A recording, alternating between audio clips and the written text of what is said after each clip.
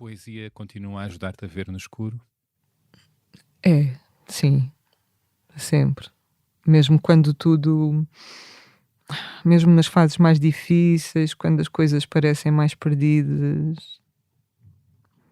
acho que a poesia é sempre uma amiga também, não é? Acho que dá luz e essa luz pode, lá está, não salvar-nos, mas ajudar-nos nesses instantes A atravessar. em que estamos no tal escuro e vamos lá e, ops, a poesia dá-nos ali a luzinha pequenina e depois aquilo começa a abrir e a tornar-se um clarão. Onde fores, por onde vais, sente os pés aonde pousas. Se alguém disser coisas más, diz que não ouças. Vê a beleza das pequenas coisas, a beleza das pequenas coisas, a beleza das pequenas coisas, a beleza das pequenas coisas. Uma conversa com Bernardo Mendonça.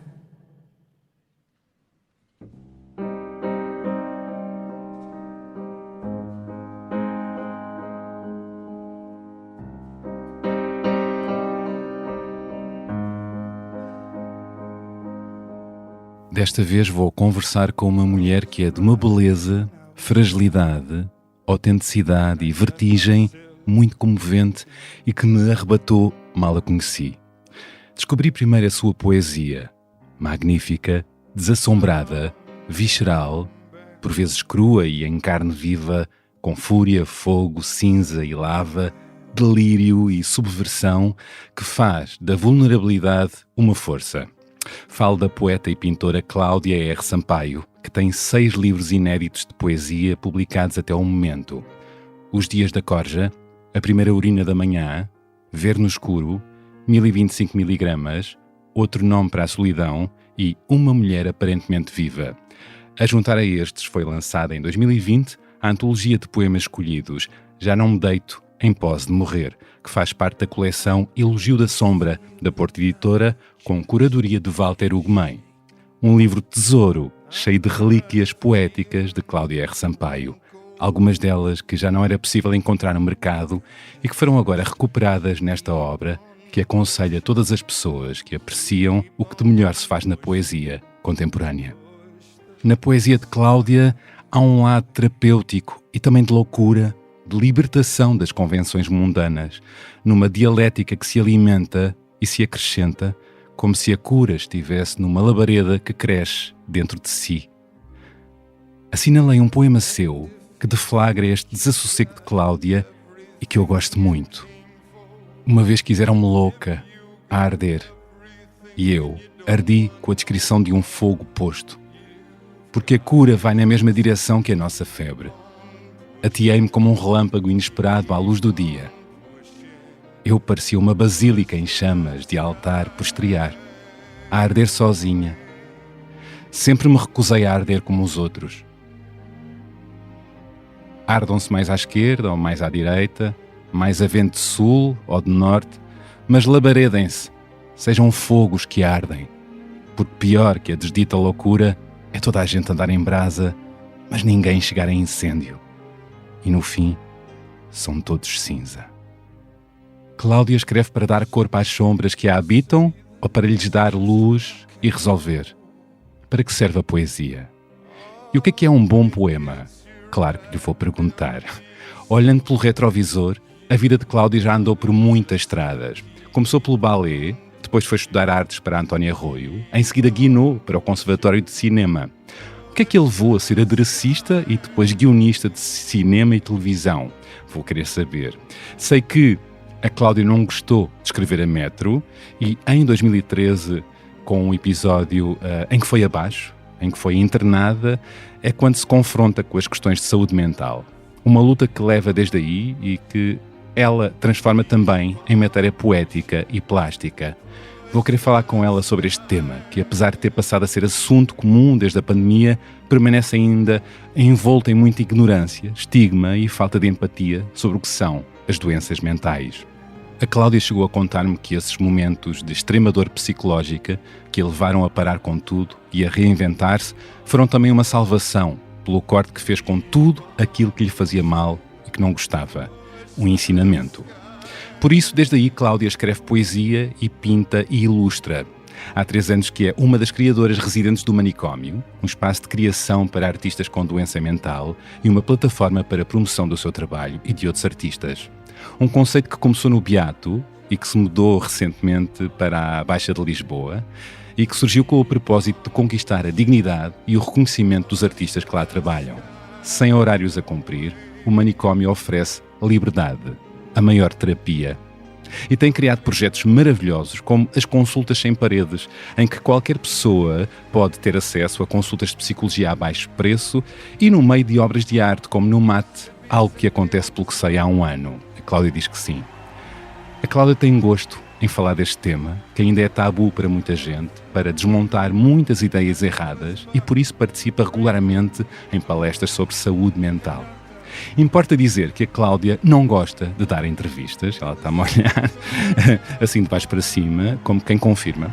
A Cláudia não gosta de falar dos seus livros, recusa o holofote sobre si, gosta mais que esteja sobre as suas pinturas e os seus poemas, diz que é um bichinho, mas acrescento eu, que é um bichinho raro, daqueles que dá gosto apreciar, ler e ouvir. E daqueles que não são feitos de prosápia balofa, ensaiada e egocêntrica. E isso sim é uma maravilha. Ela é muito autêntica. E isso é meio caminho andado para esta vertigem da conversa correr bem. Não sei até onde é que vamos neste encontro, mas intuo que vai ser bom. É na sala de podcasts do Expresso onde arranca agora esta conversa. Olá, Cláudia R. Sampaio, bem-vindo ao podcast da Beleza das Pequenas Coisas. Olá, Bernardo, obrigada pelo convite. E obrigado por teres vindo. Obrigada. Vamos saltar juntos? Vamos. Vamos. Curioso com o episódio de hoje. Antes de passarmos à grande conversa, quero falar-lhe de algumas pequenas coisas. Aquelas que transcendem o próprio tamanho, de tal forma que é impossível passarem despercebidas. A mestria e a dedicação que fazem de cada detalhe uma história. Esta dança entre o rigor e a arte esconde-se um pouco por todo o nosso cotidiano, já reparou? Basta pensarmos no DS4, da DS Automobiles. Puro savoir-faire, do requinte tecnológico ao protagonismo de cada pormenor do acabamento. Uma peça criada com minúcia artística. Uma berlina de topo, com o novo DS Iris System, o sistema de informação com assistente pessoal que otimiza e facilita a experiência em viagem, nomeadamente ouvir podcasts como este, que está prestes a começar. Desfrute. Começo com esta pergunta que eu lancei na introdução. Se escreves para dar corpo às sombras que te habitam ou para lhes dares luz e resolveres? Bom, para já, belo texto, belo retrato, acho eu. Tentei. Não iria descrever-me melhor. Porquê é que eu escrevo? É uma boa pergunta, visto que eu escrevo quase desde que me conheço, desde que aprendi a escrever com 5 anos. A poesia acontece desde os 5 anos. Praticamente, sim. Como é que era? Como pois, é que foi? Olha, tanto era curioso que a minha professora da escola primária chegava a chamar à escola o meu encarregado de educação, por assim dizer, porque não acreditava que em casa tinha sido eu a escrever os poemas, entre aspas, que uma criança daquela idade conseguia escrever. Às vezes eu até tentava rimar. E o mais engraçado disto tudo é que quem me criou, por assim dizer, foi a minha avó, e a minha avó era analfabeta, infelizmente já faleceu, e era a minha avó que passava os dias comigo, era a minha avó que me ia buscar à escola quando eu era mais pequena, era a minha avó que me levava ao balé, e então foi a minha avó que foi à escola e que disse isto à professora, mas eu não sei ler nem escrever, e ela com um sotaque muito giro, alentejano, magnífico. E assim, às vezes, as pessoas ficavam um pouco surpreendidas por eu escrever em jeito, eu chamo-lhe em jeito de poema, assim, porque não vou dizer que eram poemas, mas não sei explicar porquê, ou seja, acho que essa espécie de voz interior quis sair muito cedo. Eras uma criança já com um olhar poético? Pelos vistos, não sei se Eu acho que fui uma criança muito sozinha. Isto também, talvez depois nós vamos conversar sobre isso, mas eu hoje em dia descobri que acho que tenho depressão desde criança, que não foi diagnosticada. Eras uma criança triste. Sim, não, mas sim.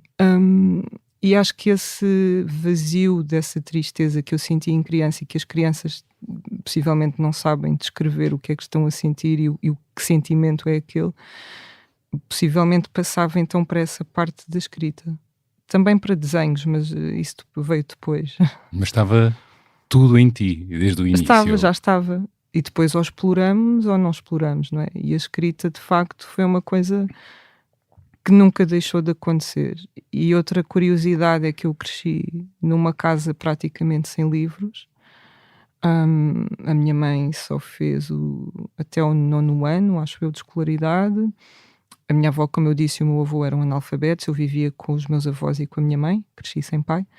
E era uma casa com pouquíssimos livros, alguns livros da minha mãe, que eu, por curiosidade, é que ia buscar e lia. Nunca me ofereceram um livro na minha família, não havia essa... Não foste estimulada. Sim, não, eram pessoas fora. muito diferentes nesse sentido. E o mais engraçado é que a minha avó me levava à biblioteca para eu ler livros, porque eu lhe pedia. E era um sim. acontecimento para ti, a chegada à biblioteca? Eu queria ler, lá está, lia os livros que tinha em casa e depois aconteciam coisas muito engraçadas, como eu ser muito nova e ler A Insustentável Leveza do Ser, ou Os Filhos da Droga, que eram os livros que a minha mãe tinha lá. Eu li esse livro também muito novo. Quase toda a gente, não é? Pois. Mas A Insustentável Leveza do Ser do Condé, assim, com 10 anos ou isso, é que já é mais esquisito. Claro que depois tive de voltar a ler em adulta.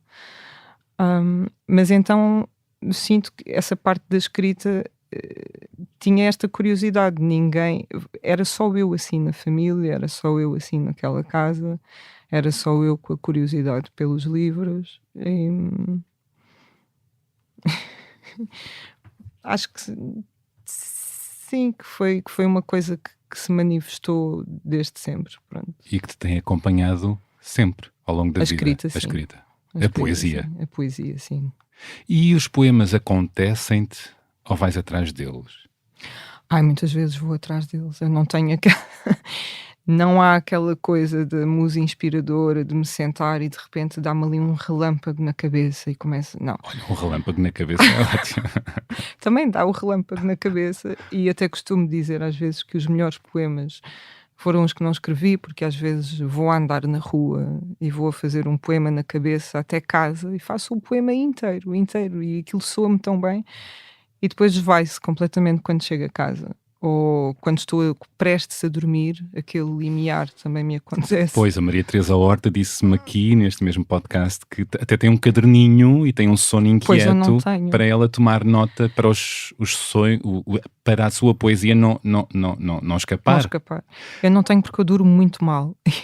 E não queres ainda mais, não queres que a poesia ainda pior, não é? Eu não posso interromper. Já fiz isso, já tomei notas, claro que sim. Mas eu sinto que é trabalho. Tenho que me sentar e pensar. Carpintaria? Sim, tenho que escrever. Tenho que me sentar, preciso de escrever, sinto que preciso de escrever, isso claro que sinto. E sento-me e muitas vezes ocorre a angústia de não sair nada, outras vezes acontece sair alguma coisa, outras vezes sai logo muita coisa de uma vez. Tu disseste-me há dias, quando nos conhecemos melhor, no manicômio, que já vamos falar sobre esse espaço, com vista para o rio, estavas a fumar um cigarro, eu ao teu lado, falavas um pouco sobre a tua poesia de ti, e dizias que a poesia anda por aí, a poesia não está no papel, é preciso ter um olhar, não é? Explica-me isso. É isso, a poesia, nós é que vamos buscar a poesia, nós é que temos de descobrir... Ou há um olhar ou não para as coisas. Eu diria que acho que a função do poeta é muito perceber onde é que está a poesia e transcrevê-la para o papel. Acho que essa é que é a magia. É um bocado tu ires buscar o indizível e torná-lo dizível. Porque acho que a poesia não se explica, acho que a poesia é uma sensação e acho que essa é a função do poeta e que é bastante difícil. é olhares à tua volta, é olhares lá está para as pequenas coisas e passares para o papel coisas que não se podem dizer de outra forma a não ser em poesia. Seja lá o que isso for. Para mim a poesia, há uma espécie de música que eu tenho na cabeça quando escrevo um poema, uma entoação, uma musicalidade, não é? Eu Que é sinto muito isso na tua poesia, Sim, que tem ritmo, é que há uma cadência, não sei se tu escreves dizendo em voz alta, depois leio. Sim. parece-me, porque há ali uma cadência que serve quem a lê com voz ou sem voz, dizendo o poema ou não, mas há ali uma cadência que apetece dizer, apetece usar a voz para aquilo. Sim. Sim, é uma música, como o António José Forte diz num poema, é uma música invisível, que está na cabeça. E depois a própria composição do poema eu também comparo muito ao estar a compor uma música, não é? Tiro dali, acrescento mais acolá e vai-se fazendo essa música Porque há uma das coisas indizíveis. E esse som também é importante, como Sim, as sim, palavras sim, acontecem e o sim. ritmo delas. Acho que isso faz muito o que é um bom poema, é essa sonoridade, essa musicalidade da linguagem, a maneira como soa, a maneira como escorrega. Vá. Uau, como escorrega. Como escorrega, assim, porque às vezes bom, o que é um bom poema é muito subjetivo, né? O que eu acho é que às vezes eu sinto que a intenção do poema é boa, que havia ali um conteúdo que podia ser bom, mas talvez a sonoridade não me agrade, por exemplo. Ou a escolha das Por isso é que é muito, palavras. sim, ou... por isso é que é muito subjetivo. Acho que faz parte da magia do poeta escolher a melhor ordem daquelas palavras, a maneira como as junta, lá está essa composição, como se fossem notas musicais. E a magia depois acontece, ou não? ou não. E para que é que serve a poesia? Para nada e para tudo. Para nada e para tudo. Serve, olha, não vai salvar o mundo. Acho que a arte, no geral, nos salva a todos nós, não é? O mundo sem arte, sem poesia, sem música, enfim, seria um sítio mesmo muito mais negro. Eu ouvi há dias a Betânia a dizer, num pequeno vídeo, a vida não basta, por isso Sim. existe a arte. Exatamente. Eu mudo, talvez, a vida não basta, por isso existe a poesia. Sim, eu digo arte em geral porque eu sou uma amante de arte, mas a poesia, o que eu acho que é especial na poesia, e pelo menos é o que me acontece quando escrevo, para mim é muito difícil escrever poesia. Não é, ao contrário do que muitas pessoas pensam, não é um prazer. É e não é, vou explicar.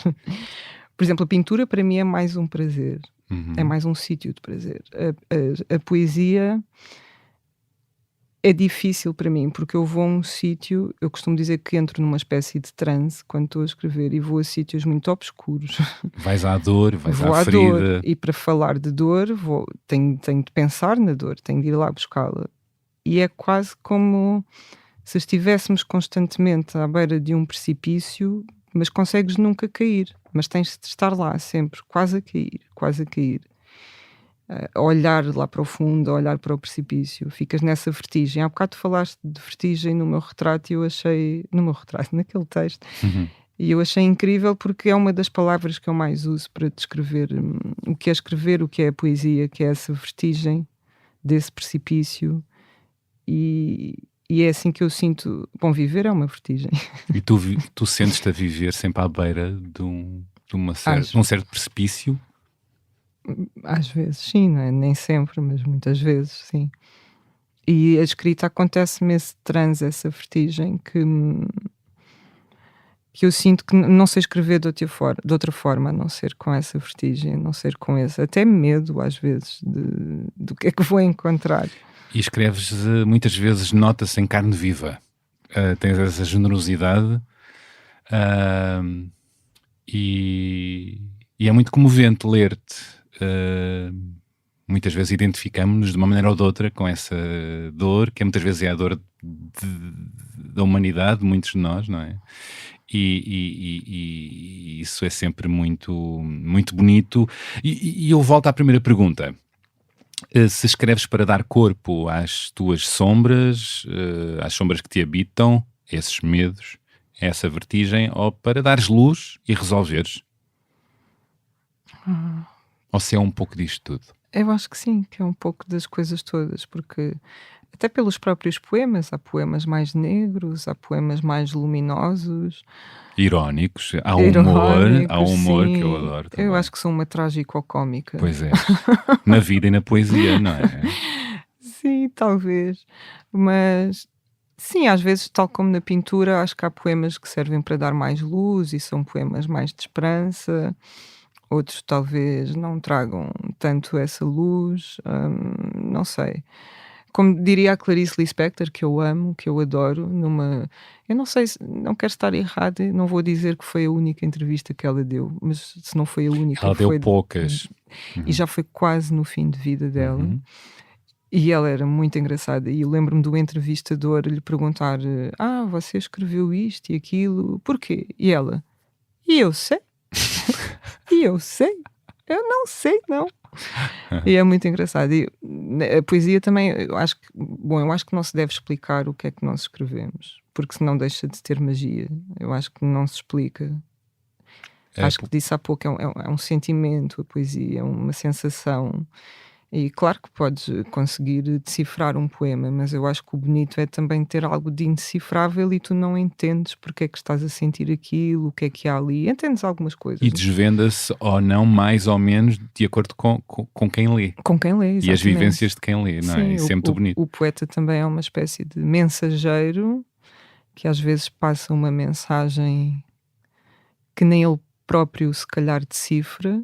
E acho que a parte bonita é que depois o receptor é que vai decifrar ou não algo que talvez o próprio poeta nem sequer tenha entendido quando escreveu. Pois, porque quem vai ler pode encontrar outras leituras, Claro. que acrescentam até ao poema, não é? Gostas disso? Olha, agora estavas a falar e eu estava a lembrar-me de uma coisa que eu acho sempre muito curiosa, que é quando ouço os outros a ler poemas meus. Como aconteceu? Eu tento evitar, mas não consegui evitar ler, desculpa. Eu acho maravilhoso e adoro ouvir. Agora, tem essa parte maravilhosa de que, como eu tenho essa musicalidade na minha cabeça e eu escrevi com uma certa intuação, é engraçado ouvir que as pessoas leem com outra musicalidade totalmente diferente daquela com que eu escrevi. E isso já faz parte disso que estavas a falar, de depois a pessoa vai decifrar à sua maneira, não é? Isso é interessante para ti também? É, claro, é maravilhoso. Quer na poesia, quer na pintura. Eu gosto de ser essa mensageira que quer perceber o que é que transmite aos outros. Eu gosto de saber, claro. Tudo é matéria para a poesia. Nada e nenhum tema da vida é alheio a ela.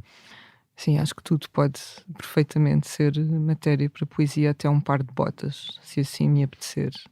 Ou as baratas da Adília Lopes. A Adília Lopes e as baratas, sim. Eu no meu primeiro livro... E os gatos, que também tu visitas, sim, e que te dizem muito. Não disse na introdução, mas tens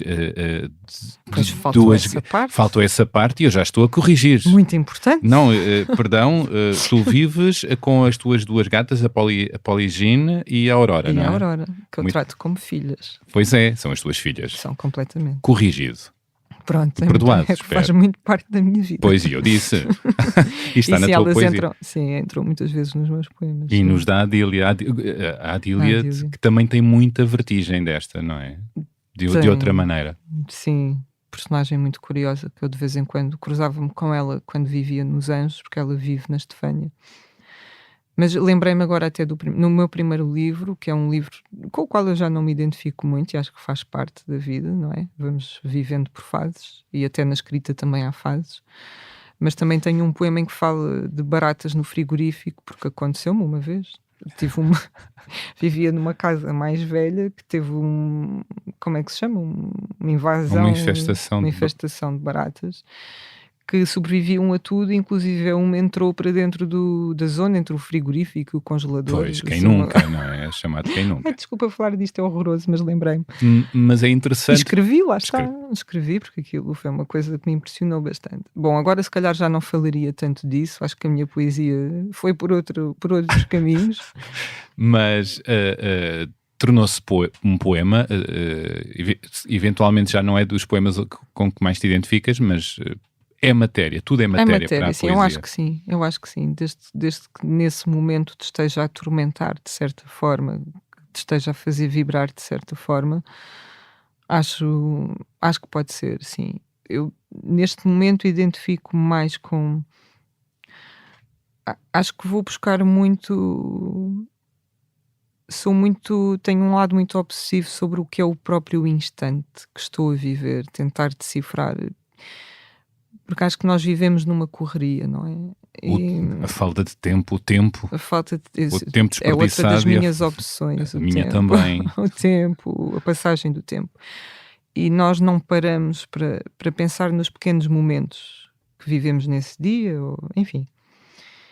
E quando eu paro para escrever, é uma das coisas que acontecem, é que estou plenamente naquele momento, naquele instante da minha vida. Estou toda ali. É um sem tempo. Sim. É um tempo inteiro, todo ele muito inteiro. Todo ele, como se o tempo parasse. Sou toda eu ali. Eu e mais as outras Cláudias, porque eu acho que tenho várias. E logo, para mim, é uma das coisas também importantes de escrever, é fazer essa paragem.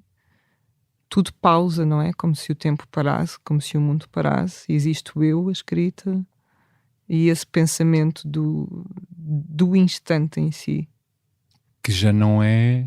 Em que tu já não és a mesma do que ontem e anteontem também, sim, não é? Também, há isso também, também não é? Penso muito nisso, sim. Portanto, a poesia tem todas estas coisas.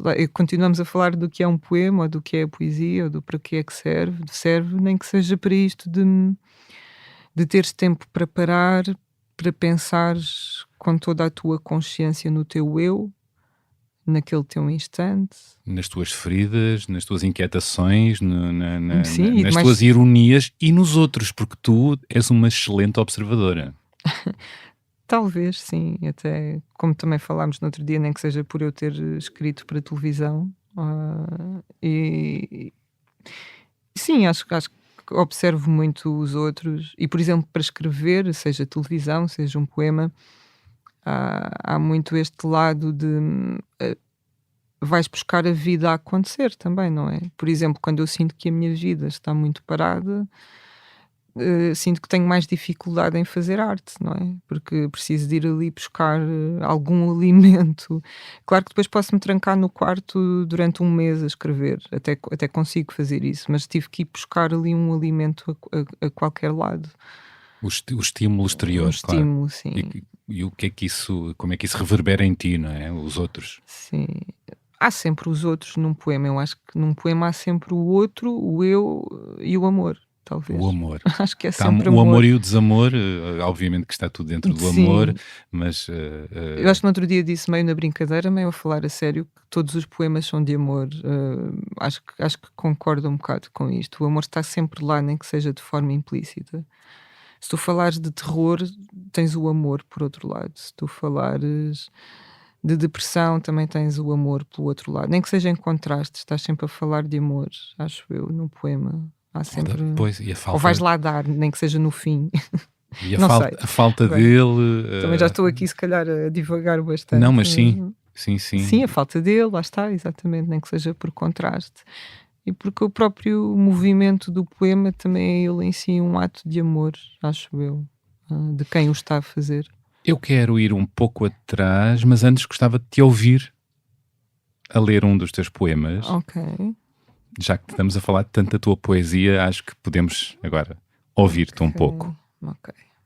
Eu vou ler um poema que por acaso foi inédito até há pouquíssimo tempo, mas que acabou de sair agora numa antologia que se chama Um Gato Onde Pousar a Cabeça, que é da Abismo.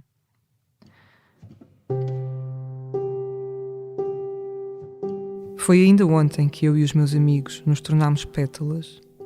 Foi ainda ontem que caímos juntos, um amontoado de rosas brancas num túmulo de protões. A noite era um tempo onde não havia tempo. Não havia inferno, nem céu, nem purgatório, muito menos um chão. Só cabeças por afiar nas arestas dos prédios que nunca nos abrigavam de sermos balas impróprias às mortes na cidade, perdidas.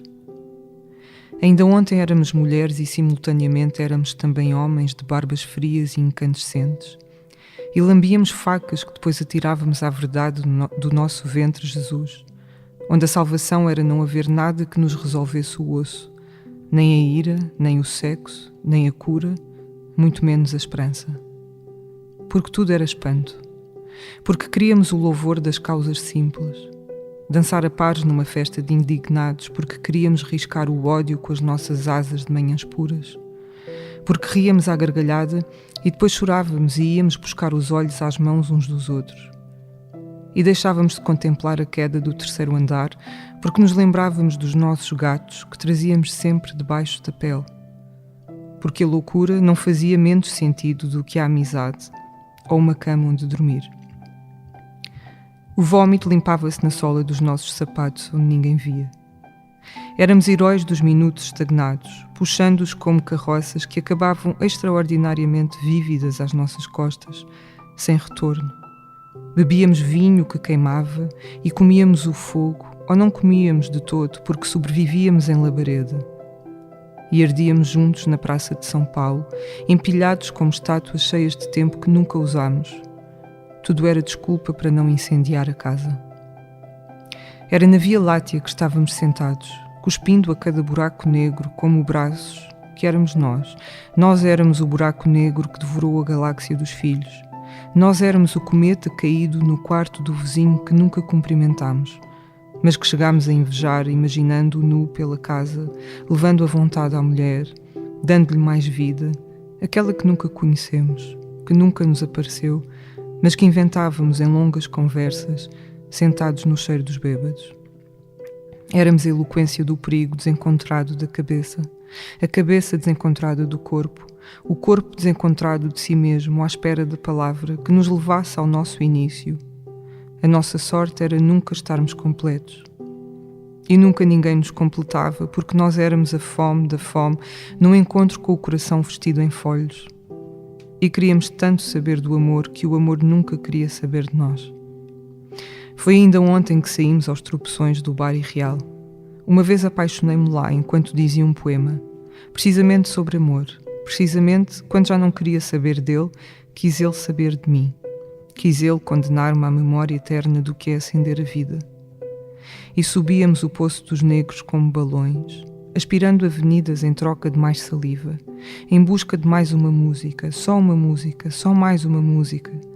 Mas a música nunca chegava, nem a noite que já era o dia, nem todos os dias que se seguiram nesse tempo, que foi ainda ontem, quando nos tornámos pétalas. Eu chegava à casa e era como se um ramo de lágrimas me derramasse. E não morria, nunca morri. Foi ainda ontem que dissemos: nós somos os cumes ardidos fora do nosso ventre. Só nos deixaram a poesia. Uau! Obrigado. Ora. Que maravilha. E mais uma vez fala de amor. Pois, e da busca e de... Há uma frase aí muito curiosa que é: que sorte temos por sermos incompletos ou nos faltar alguma coisa. Faltar sempre alguma coisa. Sim. É uma sorte faltar-nos sempre alguma coisa. Acho que sim, no sentido em que assim a busca continua, em que tens sempre o objetivo de continuar à procura. Eu pelo menos sou uma pessoa que considero que estou sempre à procura de alguma coisa e que nunca me sinto completa. Às vezes pode ser mau, mas também não imagino que achares que já chegaste a todo o lado e teres todas as respostas, não considero que seja uma coisa boa. Também acho que não. Isso é a antítese de um criativo e até curiosidade. Eu acho que é um dos melhores predicados de alguém, entre outros. Eu assinalei aqui o inverso. Falámos aqui do que é um bom poema, o que é que um bom poema deve conter. Tu falaste de ritmo, eventualmente poderias acrescentar muitas outras coisas. E eu assinalei aqui um olhar do Luís Garcia Monteiro, que diz o seguinte sobre a poesia: a escrita poética deve conviver com a dor. O mau poema suja o mundo. Uau, forte. E achas isso? Achas que um mau poema suja o mundo? Ai, não sei se isso é um bocado violento. Não sei se suja o mundo, mas um mau poema às vezes é doloroso, pelo menos. Comentámos em Off the Record há umas semanas. Pois foi. Vamos confessar aqui, e foste tu, não é? Os ouvidos ficam um pouco Ficam como? doloridos. Não é? E fica-se incomodada com quando o quê? Mas, por um lado, Quando a poesia não acontece, apesar de da tentativa. alguém tentou fazer um poema. Olha, eu sou E se sincera. afirma poeta. Poeta. Eu admiro a tentativa. Admiro que as pessoas, que toda a gente leia um livro, seja ele qual for, mesmo um livro mau, admiro as tentativas, tentativa e erro. E admiro que toda a gente, quem quer que seja, tente escrever um poema. Agora, acho que talvez falte alguma consciência de que é muito difícil escrever um bom poema. É mesmo muito difícil. E só me faz alguma confusão, talvez, ver à minha volta pessoas que são muito cheias de si, com aquilo que fazem, não é? As tais pessoas com egos balofos. Com egos balofos, sim. E isso não serve a poesia muito bem, pois não? Acho que não. Acho que tens que ter alguma humildade, quer para escrever um poema, quer para fazer arte no geral. Uma certa humildade faz bem, até para teres a tal descoberta sempre, não é? Esse tal lado incompleto que te faz querer mais e mais. E está disposto a alguma exposição a confrontar-te com os teus lados menos bonitinhos ou mais frágeis? Eu estou sempre a confrontar-me com os meus lados mais frágeis. Mas isso sempre. também serve a poesia, não achas? Sim, eu acho. Se bem cá, a poesia do belo, Sim.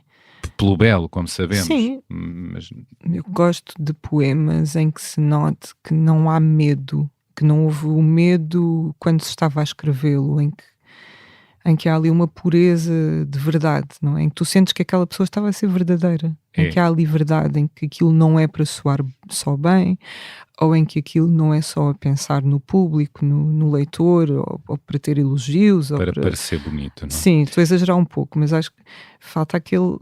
O poema acho que tem que ter... O poema e a arte no geral tem que ter aquele lado do puro, da verdade, de tu teres feito aquilo porque precisavas, porque sentiste mesmo aquilo que lá está.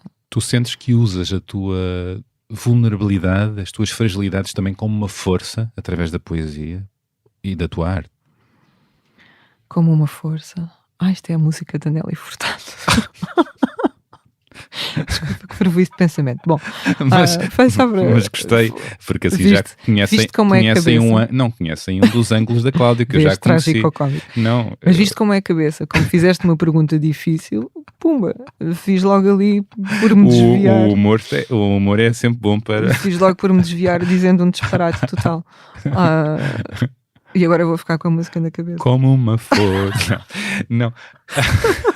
Que eu também não sei a letra, para até melhor fugirmos daí. Uma força. Que era a música do europeu ou do mundial. Talvez, mas agora vamos deixar, vamos libertar. Liberta a fragilidade como que se te dá força.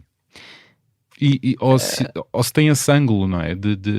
Ao afirmares e ires lá a fundo, acabas... A força talvez esteja nos momentos em que eu descubro que ultrapassei alguma coisa que me tornou frágil.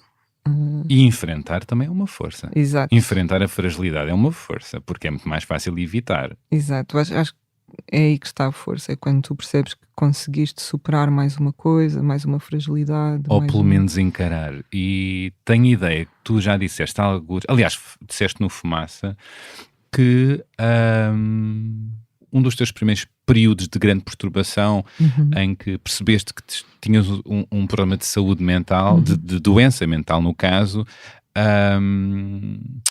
tu foste internada conta-me isso como foi, mas alguém te disse mais tarde, um terapeuta, que tu sabes identificar muito bem o que se passa contigo,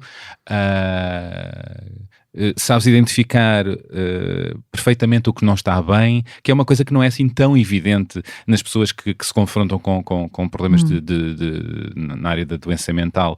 Portanto, tens uma consciência muito acima da média, e isso também é muito curioso, que se nota na tua poesia, mas também que está em ti. Costumo dizer que sou muito lúcida. Pois. Merda, sou lúcido, como diria o Fernando Pessoa. Tu estás a dizer que eu identifico bem. O que acontece, que eu acho que é o primeiro passo a dar, é que eu admito que preciso de ajuda. Fui a primeira a admitir que não estava bem, que precisava de ajuda, e como sabemos, há pessoas que não querem ajuda ou que não admitem que não estão bem. E de facto eu tenho um longo historial de pesquisa de psiquiatras e psicólogos, anos e anos a mudar de psiquiatras, a mudar de psicólogos, porque não tinha um diagnóstico. Eu sabia que havia qualquer coisa que estava a acontecer comigo que não era normal, mas ninguém me dava um diagnóstico. Fui inúmeras vezes às consultas de urgência do Hospital de São José, às urgências de psiquiatria, aliás, onde muitas vezes me diziam que eu era bipolar e me despachavam com comprimidos, até que obviamente, e há um perigo na medicação, eu não sou contra medicamentos, mas quando não há um diagnóstico certo, a medicação às vezes não joga a teu favor, pode jogar em contrário. E aconteceu contigo e fazer isso? Pior. Aconteceu, eu fui piorando, cada vez mais, sem nunca perceber aquilo que tinha, e a angústia de não perceber, não perceber o que é que se passava, se era uma doença, enfim. E até que de facto, pronto, me deu o badagaio total. O badagaio é uma expressão que eu aprecio. E é 2013. Em 2013. O que é que aconteceu sim, em 2013? Em 2013, bom, portanto, eu cheguei a um ponto em que de facto deixei de conseguir viver. E eu também gosto muito de dizer esta diferença, que é, há uma coisa que é querer morrer, e acho que é diferente de chegares à conclusão que não consegues viver. Acho que há uma diferença, porque eu acho que a pessoa não quer propriamente morrer, não é? Eu não acordo um dia, tomo um pequeno almoço e penso, apetece mesmo é morrer. Há pessoas que podem pensar isso, mas no meu caso o meu pensamento era sempre, eu não consigo viver. Estavas em sofrimento. Estava em sofrimento, não consigo viver assim. Estavas na altura a trabalhar em guionismo de televisão, não é? Sim. Ou uma vida muito acelerada, a escrever a metro, Sim. Não é? E o maior drama dessa altura, como eu não tinha um diagnóstico e não sabia o que me estava a acontecer, é que eu não falava disto. Simplesmente porque tu não sabes o que é que tens e também não sabes explicar às pessoas. Eu acho que só dizia que não me sentia bem, que não estava bem. Eu sentia que os meus amigos se afastavam cada vez mais de mim, porque eu sinto que às vezes as pessoas confundem o facto de estares doente com estares a chamar a atenção, ou fazeres assim algumas coisas estranhas.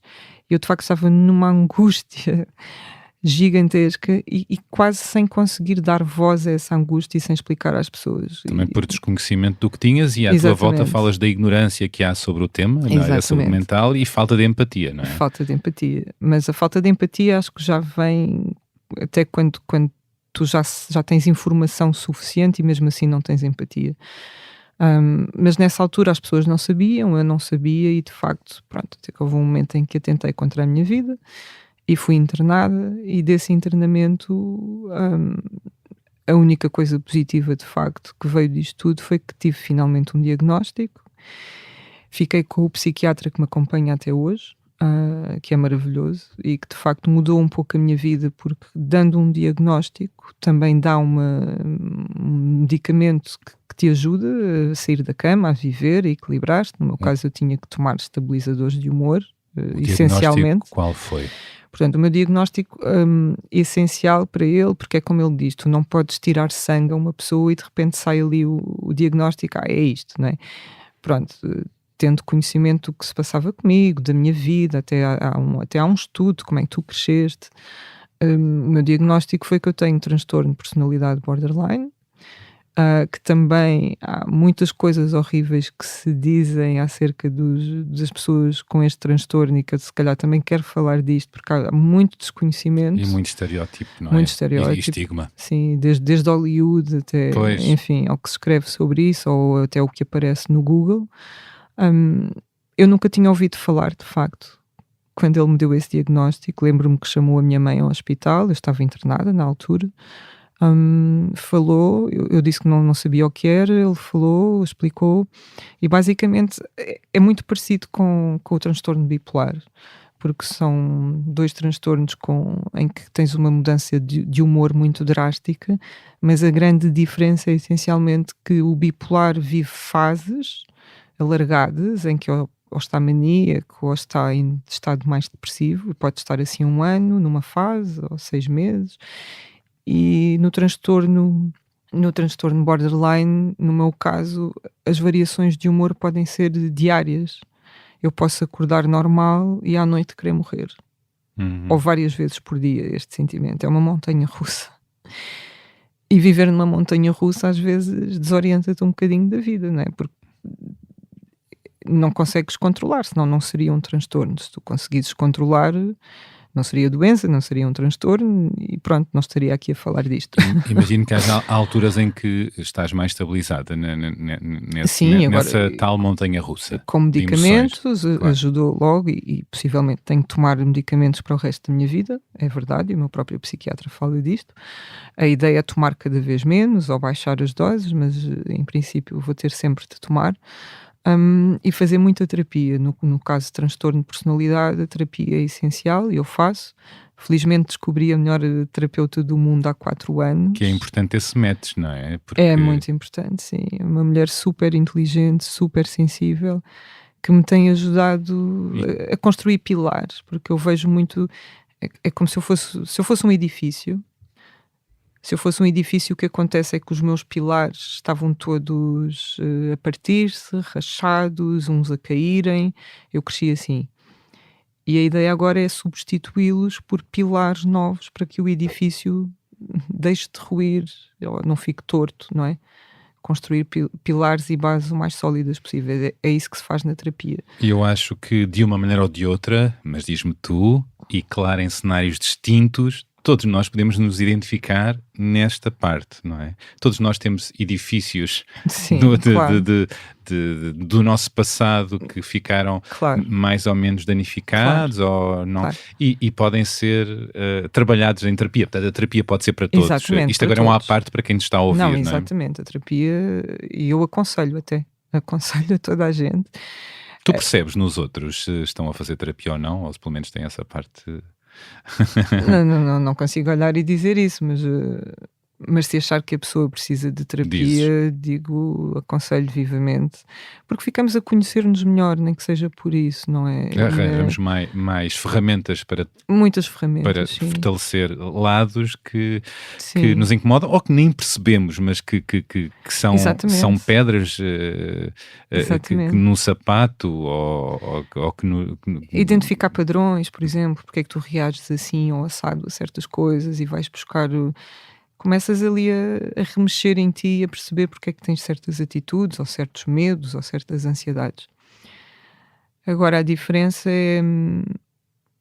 Lá está, na minha terapia é mesmo essencial no sentido de que quando cai um pilar meu, a diferença por ter este transtorno é que eu não sei lidar com isso.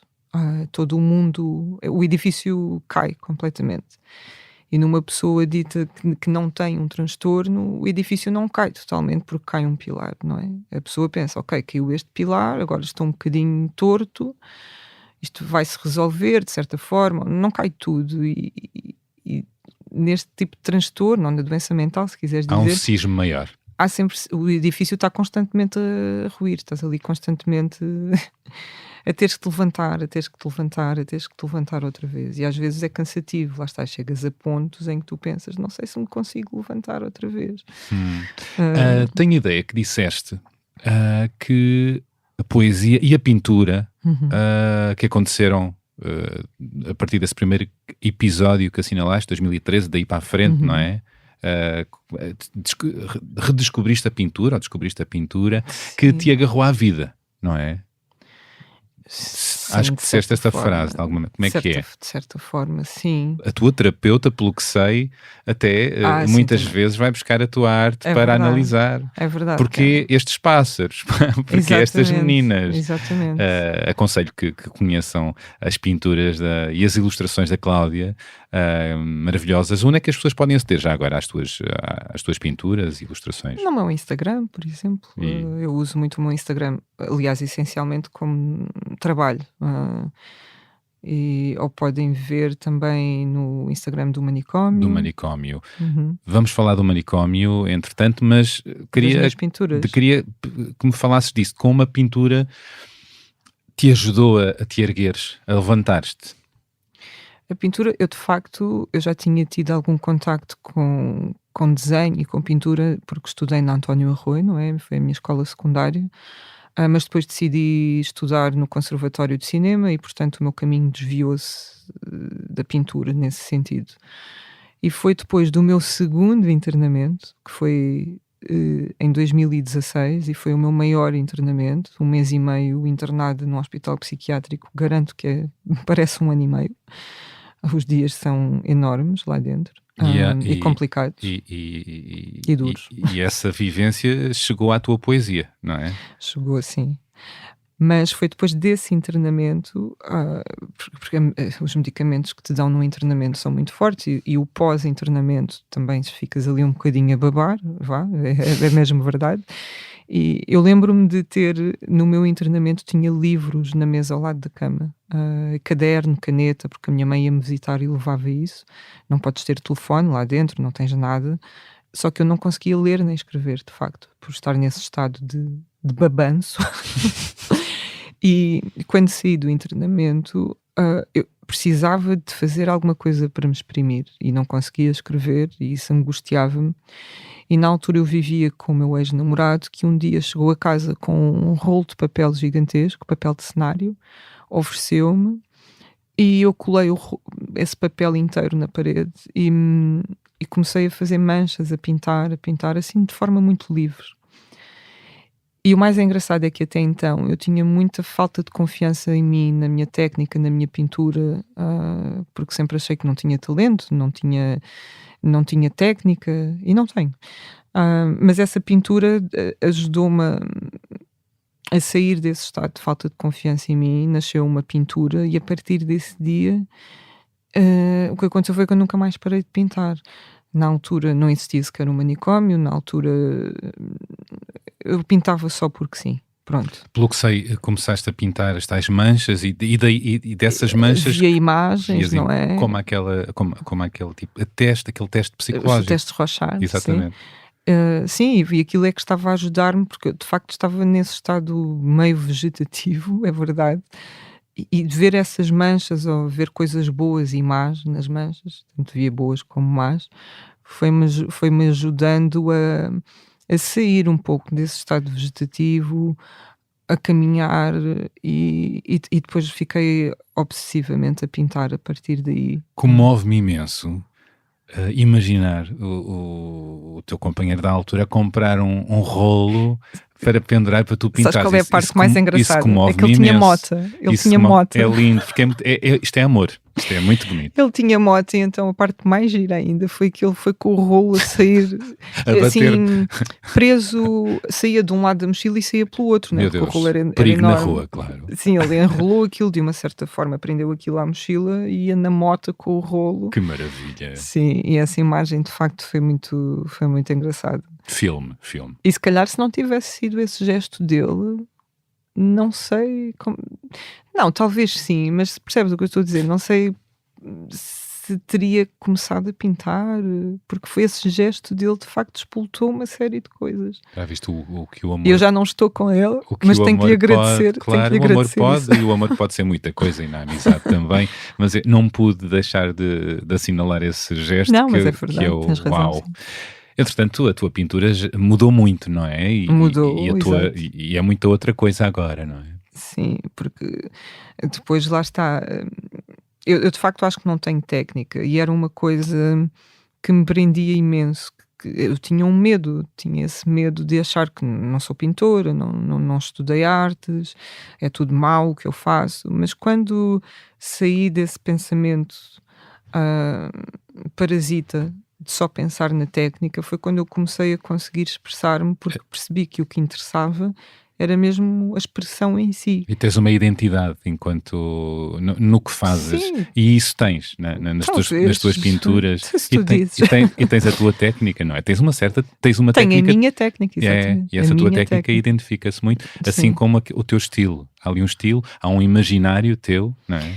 Sim, até porque Há uma identidade na tua arte. eu não sei o que vou pintar. Pois. Eu não sei o que vou pintar. E há uma Não grande... fazes esboços? Não, raramente. No máximo dos máximos, uma pintura minha pode partir de um poema meu, de um verso, ou pode partir de um certo tema, mas para mim o que eu adoro na pintura, nesse gesto de pintar, é precisamente descobrir o que vai sair, ir descobrindo conforme a imagem aparece.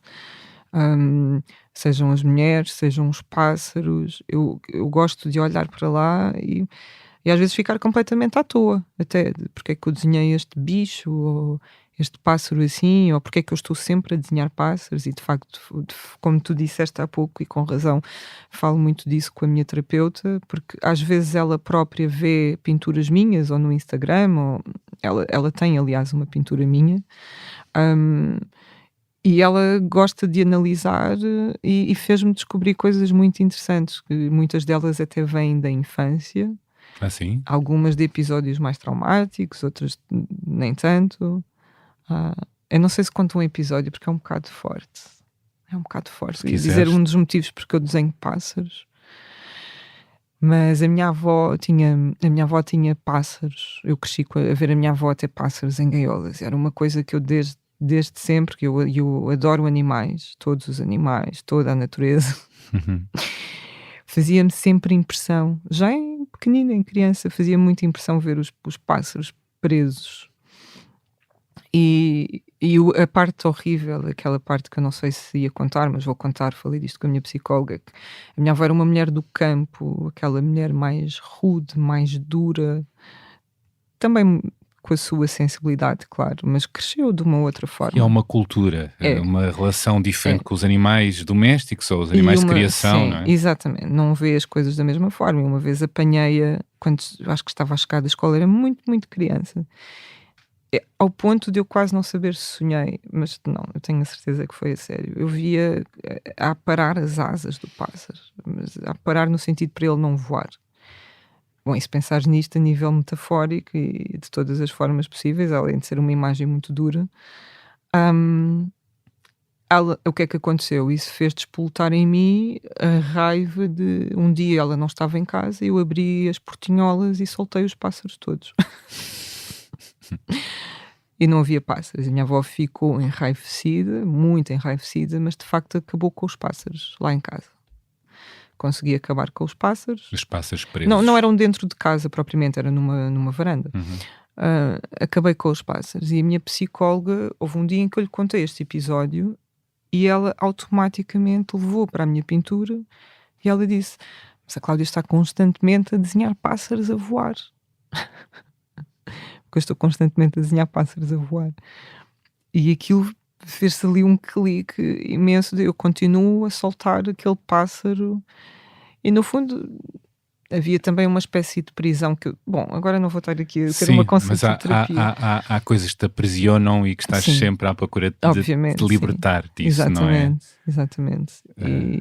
E tens conseguido, através da terapia, do crescimento, da reflexão, da arte, do amor, tens conseguido libertar-te, levantar asas, usando esta frase pirosa. Algumas coisas. Olha, eu acho que uma das minhas formas de libertação é tentar ser o mais possível eu, seja lá o que isso for. Mas para o bem e para o mal. Aliás, tu disseste-me isso uma das primeiras vezes que falámos, olha, Bernardo, eu sou muito direta.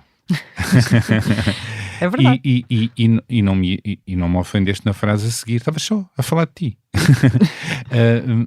Isso é maravilhoso, mas ao mesmo tempo pode criar constrangimentos, não é? Porque há Pode. sempre capas, filtros sociais, não é? Sim, eu costumo dizer que um dos meus maiores problemas é que eu não sei disfarçar.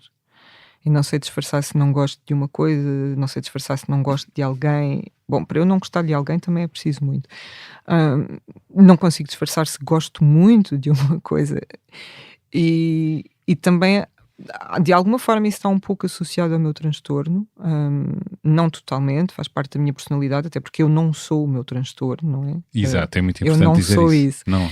Mas de facto uma das suas características é que as pessoas às vezes só veem 8 ou 80, só veem preto ou branco, não há um meio termo. E a minha personalidade também é assim, de facto, custa-me às vezes em muitas coisas ter um meio termo, ou gosto ou não gosto, ou faço ou não faço. Quando decido fazer é para ir até ao fim, quando quero uma coisa é para ir até ao fim. E Mas essa tua autenticidade é maravilhosa. E importa dizer que tu não és rude, não és uma mulher rude, não és acho és que grosseira. acho que não. Já fui desbocada, agora, Pois, agora isto, é não sou tudo, tanto. isto é tudo servido com gentileza, mas também com verdade. E isso é sempre maravilhoso. E eu quis trazer para aqui isto de que forma é que a arte e a pintura te têm ajudado. Nestes internamentos e neste período mais turbulento e mais difícil da tua história, tenho ideia que partilhaste comigo que tiveste experiências menos boas com o pessoal do hospital. Os próprios técnicos. E eu acho que é importante de falar saúde disso, que sentiste uma certa violência e falta de empatia por parte de profissionais da área da saúde mental, ou Sim, quem o trabalha. próprio estigma vindo dessas pessoas. Portanto, tu sentiste o quê? Estigma? Como? Eu sinto que de facto há toda uma ignorância no que toca a este tema, por isso é que eu aceito sempre falar publicamente disto, porque acho que a única forma de combateres o estigma, de combateres a falta de visão que há sobre um assunto, seja ele qual for, é falares dele. Ires falando, até que as pessoas estejam mais dentro desse assunto e passem a vê-lo com outros olhos. Então percebeste que os profissionais da área da saúde Também mental estão mal informados, possivelmente. Têm muita ignorância em relação ao tema e não tratam da melhor maneira as pessoas que chegam aos seus serviços. Isso ainda acontece em Portugal.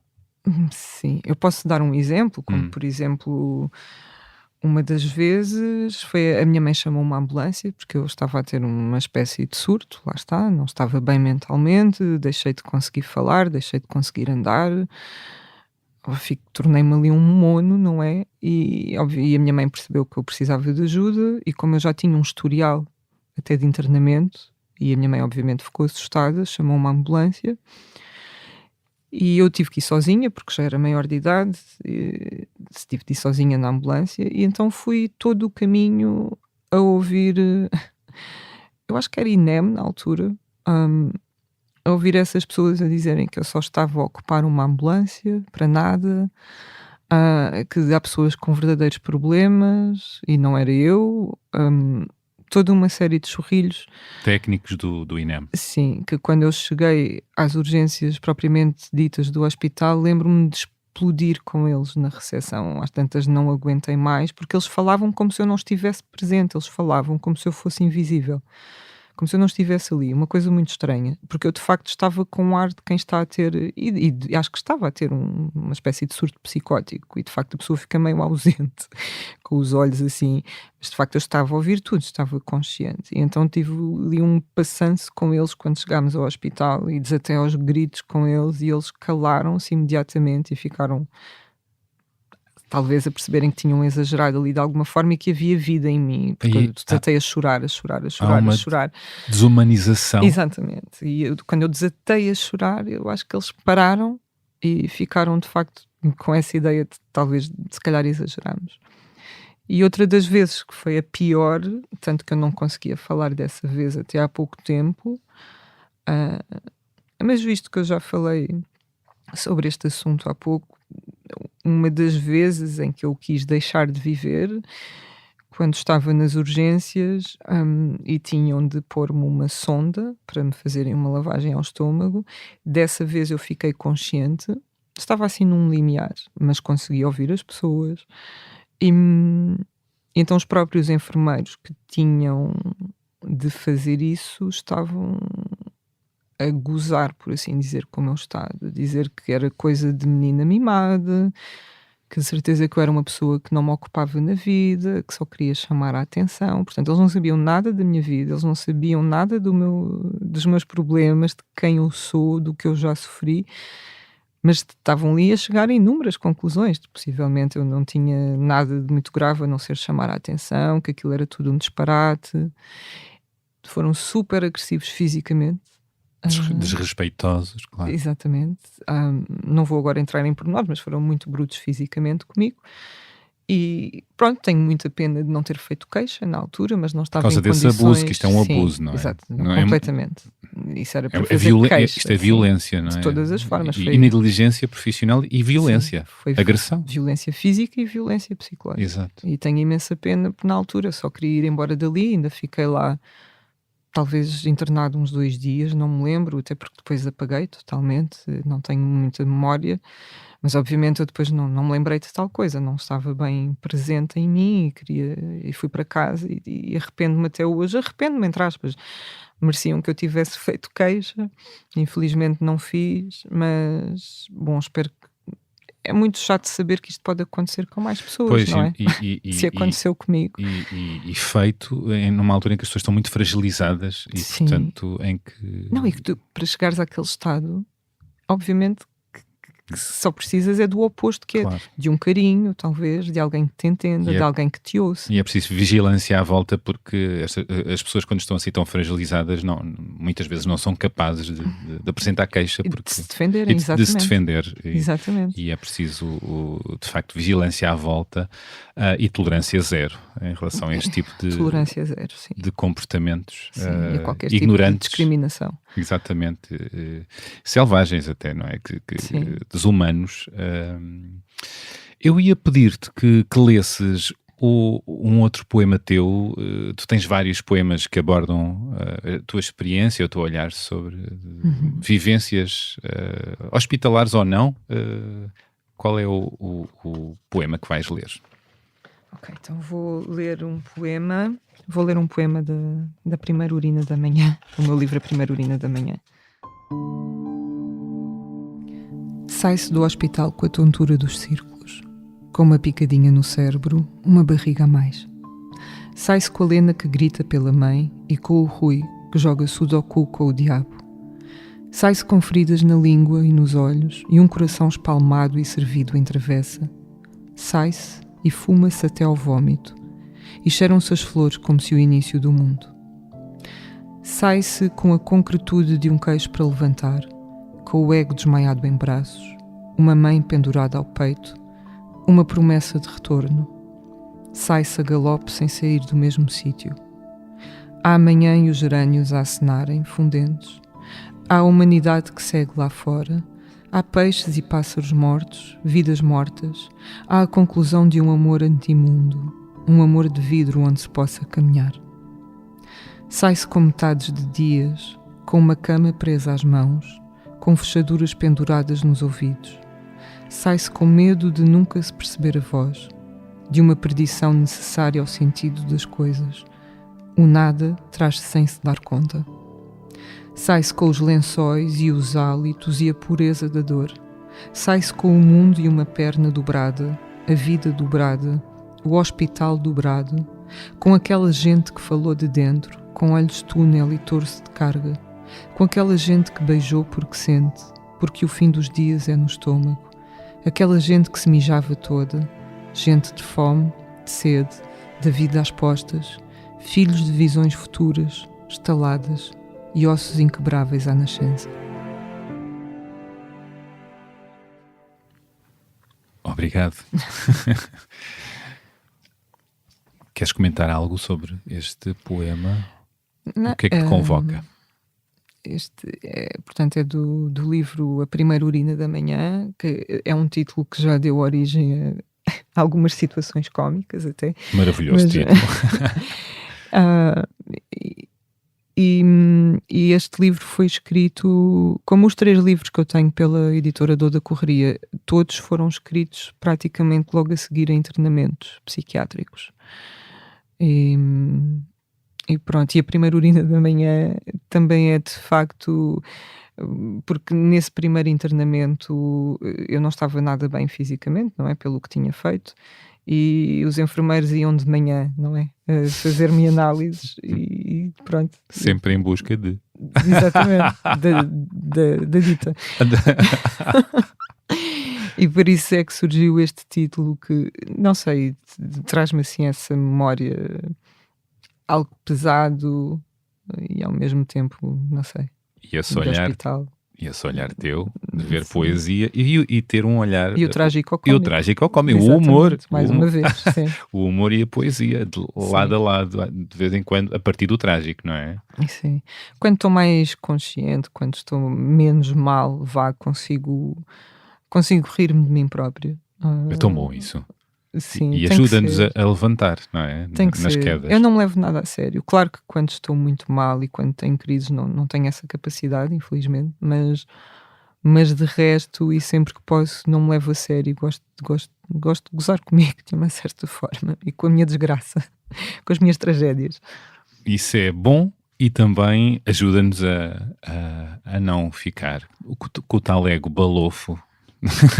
Porque eu penso sempre que eu tenho sempre aquele pensamento de, Cláudia, por favor, deve haver gente muito pior do que tu ou em piores situações do que tu e ainda vou conseguindo, porque às vezes atenuar sim, a dor. às vezes sentimos estúpidos, sabes, com isto da doença mental, porque às vezes tens crises que não entendes de onde vêm, não entendes porquê, porque não tem de haver um motivo. E aí é que está a diferença de se estar doente, não é ser, de se estar doente. E nesses momentos às vezes vêm esses pensamentos de que estupidez, Cláudia, mas porquê? Mas porquê é que estás tão mal? E já dei por mim a chorar e a rir ao mesmo tempo, com a minha cabeça tipo o anjinho e o diabinho, estás a ver, de fazer essa, mas que parvoíce, mas há gente que está tão mal no mundo, há gente que está na guerra, há gente que passa fome. Tu não, porque é que estás assim? Mas aprendemos, estás a falar agora da tua experiência, mas aprendemos um pouco, se calhar ainda não aprendemos o suficiente, na pandemia, que a saúde mental é um tema que tem que ser olhado. Muito, felizmente, claro, é sempre uma boa altura para se falar de saúde mental, mas tem que se falar sempre, não é? Devia ter-se falado antes, mais. E devia haver mais ajudas, não? Do SNS, porque ter acesso a um psicólogo é caro, a maioria das pessoas não tem dinheiro para pagar a terapia. E esse é um dos grandes problemas, não é? Às vezes há pessoas que querem ajuda e não conseguem. E é uma boa oportunidade agora para falarmos do manicômio. Fala-me do manicômio, que surge há quanto tempo? O manicômio tem 4 anos. 4 anos. Surge no Júlio de Matos. Dentro do próprio Hospital Psiquiátrico Júlio de Matos. E porquê? Porque o Sandro Rezende, que é o fundador do manicômio, foi professor no chamado, não sei como, terapia ocupacional dentro do hospital, não é? Há uma parte de terapia ocupacional onde as pessoas que estão internadas vão para pintar, para fazer escultura. Há uma rádio, a Rádio Aurora. Há rádio, há teatro, pronto. E o Sandro, que fundou o manicômio, era o professor nessa terapia ocupacional, onde iam as pessoas que estavam internadas, aconselhadas pelos psiquiatras e pelos terapeutas. E o Sandro, ele próprio diz que teve que ser mais humilde. Eu acho muito bonito quando ele diz isso, porque ele talvez fosse com uma ideia pré-feita do que ia ver e afinal surpreendeu-se com o que lá encontrou. E o que encontrou foi que muitas pessoas às vezes tinham de facto um grande talento e nunca seriam... Essa arte que era feita dentro do hospital nunca seria reconhecida, porque depois fica a pertencer ao hospital, não pode sair dali, uma série de regras muito chatas. Ele não estava à espera, por força do preconceito, de encontrar tanto talento, não é? Talvez, artístico. Sim, E depois ele também desconhecia todas essas regras do hospital e foi aprendendo. Isto já tem mais de 20 anos que ele esteve lá, muitos anos. Só não está no fundo desde que criou o manicômio. Mas então o que começou a surgir a ideia lá dentro. A ideia surgiu porque o Sandro pensou, estas pessoas às vezes tinham alta e voltavam ao hospital só para poderem continuar ali, até porque algumas não tinham recursos para materiais e iam lá pintar porque queriam.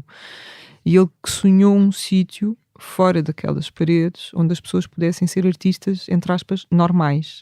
Representadas como outro qualquer, por galerias, por uma galeria, com exposições.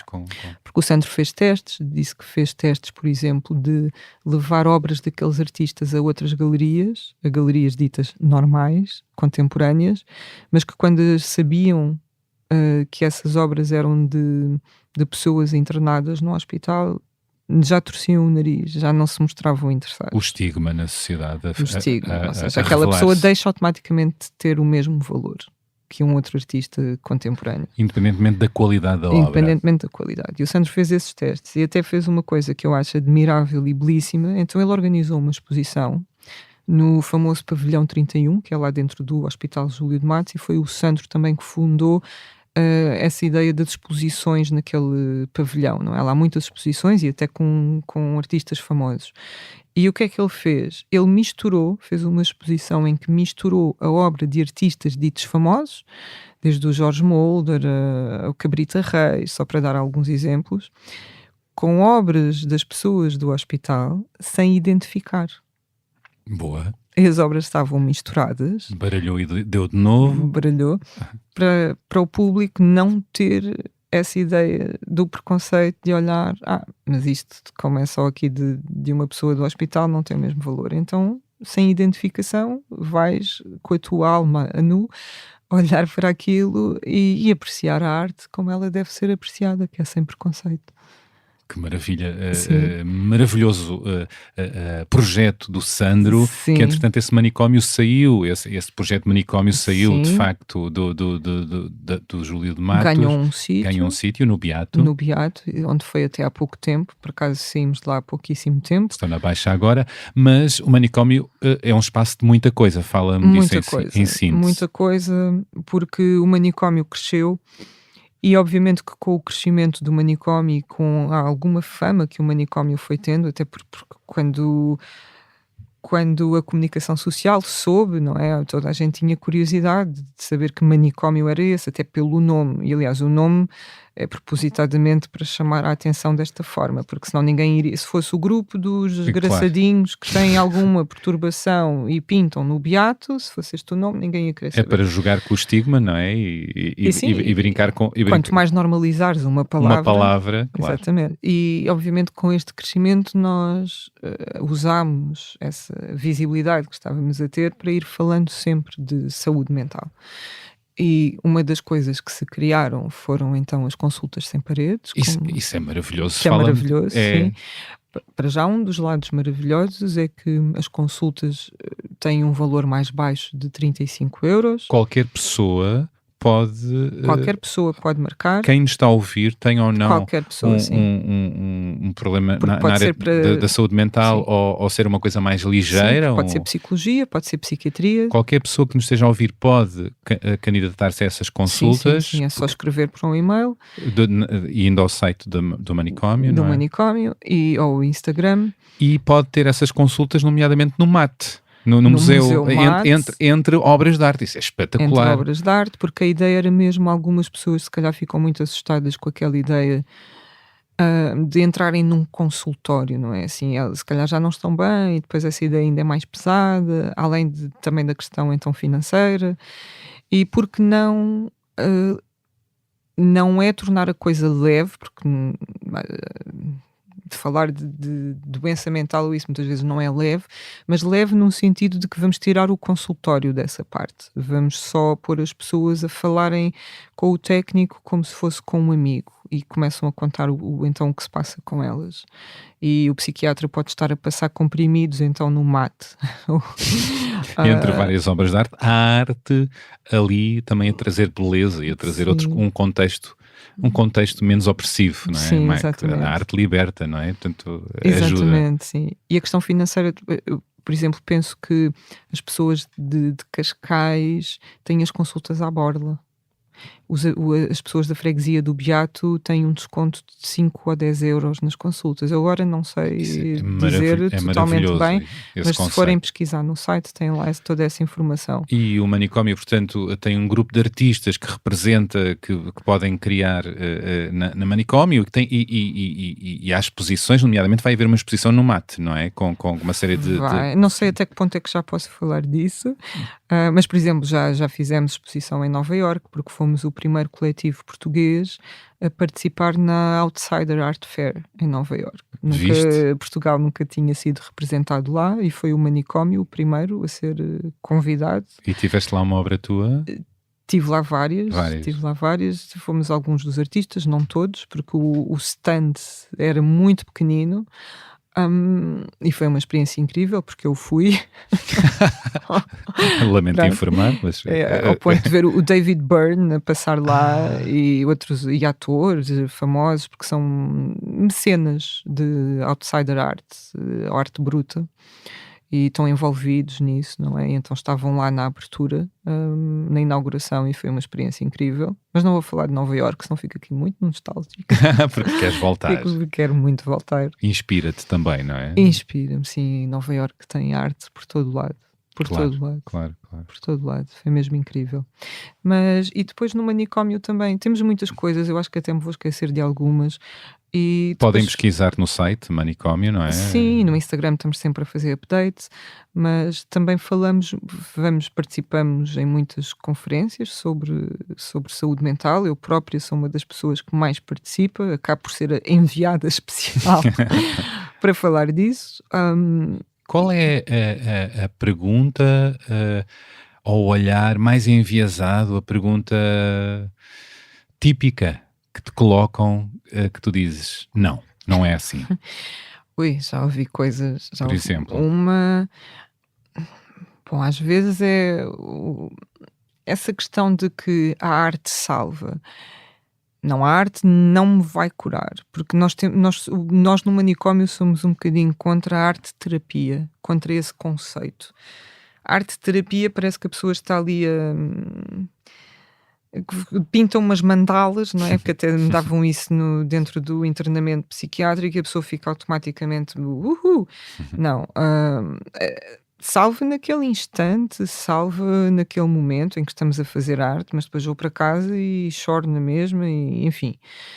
E está que explicar a diferença de que a arte não é para terapia, não cura, sim, ajuda naquele sim, momento, não, pode ajudar a levantar-te, mas não cura. Sim, não é? Até porque se estivermos a falar de uma doença, não é? Sim. Envolve um tratamento, uma terapia, um acompanhamento. Sim, uma terapia a sério. Sério. No teu caso, enquanto artista que és, e que foste sendo desde sempre, dando espaço à tua arte, obviamente que isso ajuda-te imenso, não só porque te expressas, porque também te cumpres enquanto artista, não é? Claro que sim, e gosto de tentar, pelo menos nesses instantes, ter a cabeça vazia e não pensar noutras coisas e ficar ali mergulhada. Sabes que a pintura leva-me muito para um lado infantil meu.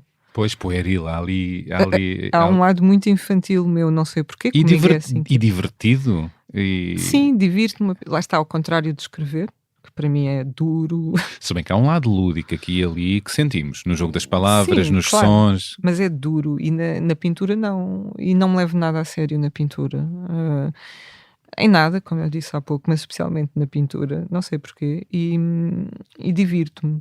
Mas ainda voltando àquela questão das perguntas que fazem, há outra questão que também, agora, que eu acho que temos que falar, que é, por um lado, vamos de um extremo ao outro, que é, ou é muito exagerada a maneira como as pessoas veem uma doença mental e, ai, que horror, e chega para lá e nem te aproximes como se fosse contagioso, ou então um certo lado de a doença mental estar na moda e ser fashion quase, e divertido teres uma doença mental, porque aquela coisa dos maluquinhos devem ser artistas, e ao ponto de, olha, lá está, numa conferência na Gulbenkian, ah, eu estive a falar, não é, sobre a minha experiência e uma senhora às tantas pede o microfone para falar e disse, quando começou a contar, que tinha um irmão esquizofrénico, que era muito criativo, tinha muito talento e às tantas diz o seguinte: pois, porque vocês é uma sorte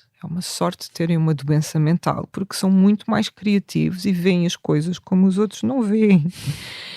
Bom, eu tive que respirar fundo 50.000 vezes, controlar-me e dizer à senhora que não há qualquer sorte em ter-se qualquer tipo de doença. É o mesmo que eu dizer: "Ai, que sorte teres um cancro, já viste? Porque tu agora dás muito mais valor à vida. Bem, que sortudo." Não se diz, não é? E esta questão da doença mental ser uma coisa invisível, não é? Ser uma coisa da cabeça. Como não é visível, é complicado falar Há um sobre isso. fetichismo visto de fora, não é? É mais difícil de explicar, porque não e- é visível. e claro que se uma pessoa com doença mental pudesse desejar, obviamente que desejaria não ter esse sofrimento psicológico, não é? Eu tentei explicar à senhora e disse-lhe mesmo com essas palavras, eu disse-lhe, é um sofrimento. Mas mesmo, pode Sim. ter a certeza de que é mesmo um sofrimento, como qualquer outra doença. E claro que existem doenças mentais mais agudas, outras menos agudas, há todo um espectro, temos que ver. O E mesmo, dentro de cada transtorno também há um espectro. exatamente, cada Hum, diagnóstico depois depende, cada pessoa tem o seu, Depende da pessoa, depende de tanto. É complexo é falar um sobre isto. mundo Eu não sou psiquiatra, ou seja, por isso é que eu falo da minha da experiência. tua experiência e do que vais conhecendo, não é? Exatamente. Eu agora gostava que conhecesses um áudio que eu tenho aqui para ti e que depois o comentasses. Ler a poesia da Cláudia R. Sampaio, para mim, é como ler acerca de uma figura da ordem da Marilyn Monroe, de uma estonteante beleza, com uma fisicalidade que se impõe, mas que inevitavelmente parece diante de um certo precipício. E a cada verso a sensação que temos é que, mais do que entendermos a perturbação de que nos fala, nós apaixonamo-nos, parecemos estender os braços para impedir que caia, queremos que entenda que não é necessário cair. Isto acontece, uma vez dizia, com a Cláudia, dizia isto numa sessão, acontece como acontece também com a Clarice Lispector, em que temos a impressão de que a mulher nos escapa, não é? De que a pessoa nos escapa, a quem temos diante de nós, e há uma sedução constante, há um processo de sedução constante que opera de uma forma inelutável. Eu não acho que a Cláudia queira ser sedutora, eu acho que isso se lhe impõe, essa condição meio Marilyn Monroe existe como uma condenação quase, que nos obceca enquanto outros, não é? Nós, os outros que lhe assistimos, vamos obcecando, mas por mais que corramos apaixonados por esta figura e por estes versos, por cada um dos seus versos, dá a sensação de que os versos aprendem apenas a cair mais baixo, mais fundo, e o desamparo não é sanável. Eu fico absolutamente maravilhado quando leio os poemas. Tenho um orgulho enorme em ter podido editar 2 dos seus livros. Eu acho a Cláudia uma das muitíssimo mais importantes poetas da atualidade na língua portuguesa, e fico fascinado com passagens como esta que eu destaquei aqui há uns tempos, em que ela diz: quem sabe se não é agora que possuo toda a loucura e me faço mulher, eu que da cintura para cima sou triste e daí para baixo uma praia a quem explodiram o mar para depois o transformarem em homem e em assombro também. Esta passagem diz-me muito,